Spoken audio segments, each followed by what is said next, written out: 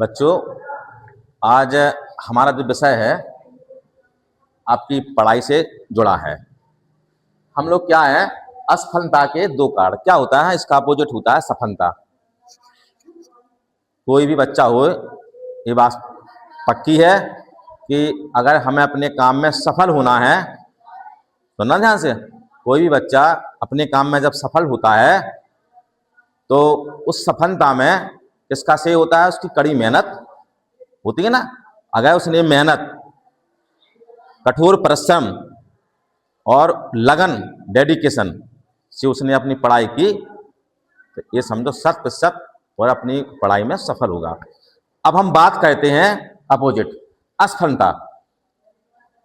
अगर किसी कारणवश अगर हम असफल हो गए तो हम क्या कहेंगे बच्चों? जैसे कोई असफल हो गया, फेल हो गया, तो उसका हम किसको देंगे श्रेय? हम कहते हैं कि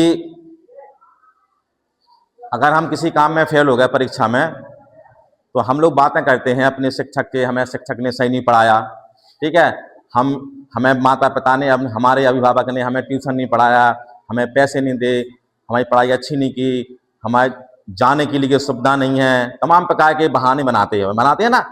हमको साधन नहीं है जाने का, हम वहाँ जा नहीं पाते हैं, दूर है, हमारा ध्यान नहीं रखा, तमाम प्रकार की बातें सामने आती हैं। लेकिन असल में बात कुछ और है। बात क्या है?